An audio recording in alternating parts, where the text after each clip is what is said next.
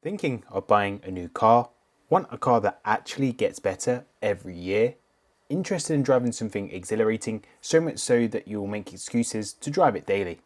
In this video, I'll touch on 4 convincing reasons why it's finally time to consider driving a car that actually resembles the future, rather than driving a new car of the past. And by the past, I mean it's now time to skip a new diesel or petrol car, as the reality about ICE cars today are that they have barely improved over the past 5 years, maybe even more. Taking a step back, if I put myself into your shoes, what would I want to hear if I drove a petrol or diesel car again? What 4 reasons would convince a hesitant self to move from my comfort zone of what I know to a Tesla EV for the very first time? Spoiler alert, I won't be talking about environmental factors within those 4 reasons. This video will be exclusively about why it's a better car for you and why owning a 2024 Tesla Model 3 would be good enough for you to close the door on petrol car ownership for good. Therefore, I'll be discussing about how my car gets free upgrades that delivers new features that can cost thousands of pounds/dollars in a usual typical petrol car. Yes, that's actually factual. How it's now cheaper to buy, drive, and maintain than at any point ever before. Plus, I'll turn common hesitations like range anxiety and charging on its head with an alternative perception. So before I kickstart the video, appreciate it if you could just drop the video a cheeky like, subscribe and hit the notification bell, as it really just helps me out. Right, let's get into it. The very first reason Tesla EVs, like the newly refreshed Tesla Model 3, sets the benchmark of how cars should be in the future is software updates. In the UK and Europe, overnight Tesla has started rolling out a free software update that adds matrix lighting capability to the new Tesla Model 3s, and this will actually feed its way back to older Tesla Model 3s like mine from 2021. So why is new lighting functionality such a big driving feature to buying your first Tesla EV? Well, tell me a time when a car manufacturer just enabled a feature that can cost thousands of dollars or pounds. Don't believe me? CarWow did an article not too long ago and they note matrix headlights are also pretty pricey, with Volkswagen charging £1,375. And matrix lights are standard on some luxury models. Therefore, my point isn't even about new lighting that I'll get for free and usually cost thousands of pounds to implement as a feature. My point is that when you own a new Tesla Model 3, you will get new features every few months that can be from increased range, charging speed, new video or music streaming apps, enhanced climate features, more security features, useless gimmicky crap like beatbox mode and Tesla dance mode. I've forgotten what it's called. So my point is, when you buy a nice car, you will never get fully upgradable software updates on the scale that Teslas do. These updates are free of charge and make your car better, but also gives it that new driving feeling as the car is consistently getting better. Having top tier software that's easy to use means you can gain features you've never anticipated for free. I can almost guarantee that that's not happened to you before, but it can happen in a Tesla Model 3. Moving on to pricing. EVs were always more expensive to buy than petrol and diesel cars, but in 2024 battery costs have dropped dramatically, and so, like dominoes, the prices of Tesla cars have fallen, so much so that they're now cheaper to buy from new than your traditional German-made petrol motor. Take the Mercedes C-Class here in the UK and the US. In the UK, for example, you can pick up a base C-Class sedan from £44,000 compared to the base Model 3 at £39,990.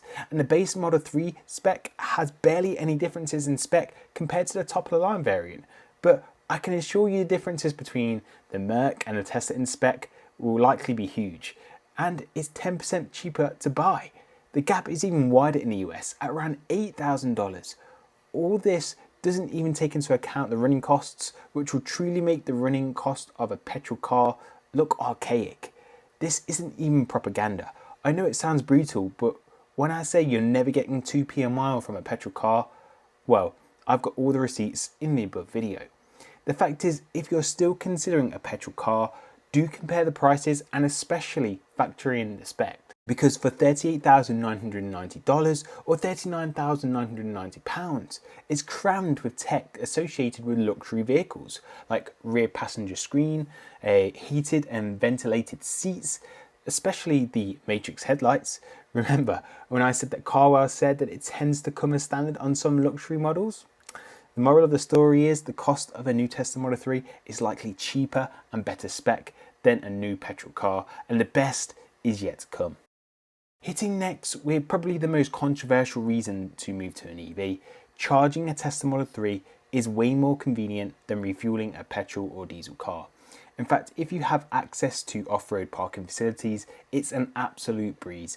And I mean this without bragging, it's empowering that you can charge from home on your drive. Think about it. Your time dedicated to charging is actually about 45 seconds of plugging it in. Then it charges around you and your lifestyle. I remember back to my petrol driving days, I'd have to find a petrol station on my way or plan to combine it with a supermarket trip when my fuel light came on. Whereas now I just drive home like I do every day, strangely enough. But for my circumstances, this is our sole family car and we are comparable to an average user, so we do complete around 9 to 10,000 miles a year. Therefore, if you do commute, pick up your kids from school, drive to the supermarket, visiting family, etc., just doing your daily and weekly errands really, and then even if you do find yourself being more adventurous on the weekends, and even more so in the summer, you may be surprised to hear that you never really have to sit and wait to charge. So whilst you initially may think that charging is inconvenient, it's pretty much the opposite to the refueling experience. It's truly liberating that you do not need to rely on your petrol station having fuel and then queuing up to obtain said fuel.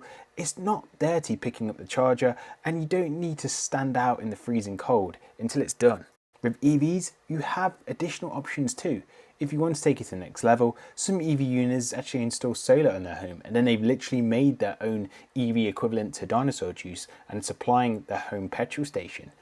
Others may have access to free charging at work, and hey, there's no better way to charge if it's on the bus, free of charge. So whilst charging from home is the most convenient way, depending on your wholly unique circumstances, you suddenly realise that if you have access to a power outlet, you can almost charge from anywhere. Not forgetting to obtain the bill payer's permission, of course. Someone has to pay, I guess.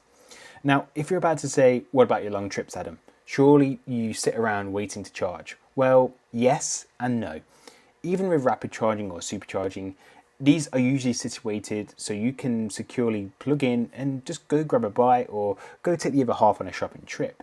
If you're interested in seeing a real life example, you can see my video on my longest road trip of the year in the top right hand side of the screen now.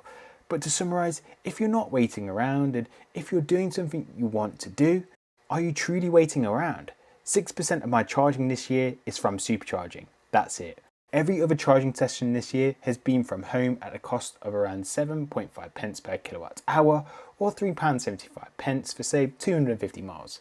The new Model 3 goes almost 100 miles more for an extra 75p in WLTP terms. Supercharging does cost more than home charging, however at £14 from a local supercharger for circa 250 miles, for one of the very little times I do need to supercharge, is hardly breaking the bank. The fourth reason to ditch your petrol or diesel car is the fact that the Tesla Model 3 is far more convenient to service and maintain than your petrol or diesel car. The fundamentals of an electric car is that it's made up of thousands of less parts, and so with less mechanical breakpoints and that less friction between those moving components, that means less wear and tear and less time in the garage and more time on the road. Even better yet, when it comes to servicing, Tesla are so confident in the reliability of its vehicles that they insist on serving it on a as-needed basis. Yes, there is still a small list of items of service recommendations that you can do from home, such as topping up your washer fluid and swapping your cabin filters. These are advised by Tesla as they still need to be completed, but that definitely beats heading down to the local dealership for an annual service. With a Tesla, you only need to rely upon service should you notice a difference or a failure occurring. Even then, you can generally rely on Tesla's mobile service to come out to rectify most issues. This all stems from a simple appointment made via your Tesla app on your smartphone. A mobile technician will then come out to you and attempt to fix the said issue. But to summarise, the Tesla Model 3 is more convenient to service and maintain than your traditional petrol experience because it's eradicated the traditional annual servicing requirement and made maintenance much more convenient for you. Fewer failures to deal with, and when the unexpected occurs, you could get a solution dealt with at your doorstep or at your place of work. Let's not forget that the issue could even be fixed over the air, and by that I mean software updates could be used to fix the issue at hand. It's these little incremental factors that make owning a Tesla that next step over your typical petrol ownership experience. So to conclude, I've just scraped the surface of why Tesla owners will never be petrol owners again. The cost of recharging is undoubtedly cheaper, the convenience of recharging is better from home, maintenance is less, and the car comes with industry-leading tech and safety as standard. The software updates really do just make it feel fresh every so often with new features and capabilities. Teslas are generally not only easier to own, but also easier to drive. They are designed to make driving simple from the ground up. Don't be fooled by the big central screen. It's actually far easier to drive, own, maintain, and repeat than you think. If you really want your arm twisting though, the next best thing, hopefully to this video, is to book a test drive with Tesla. And if you use my referral link in the comments to book a test drive, I believe you do get some referral credits which you can use against some free supercharging if you end up buying a Tesla in the future. So what do you guys think? Are you planning on saying goodbye to your petrol car over the next couple of years? And if so, I'd love to know what's convinced you most. If you're still hesitant, let me know in the comments below if you want any reassurance or you want me to address anything. I'm here to help. If you've not done so already, please hit the like button, subscribe and share the video with your friends, family or any other group that may find it beneficial. As always, you folks have been great and I'll see you in the next one. Ciao.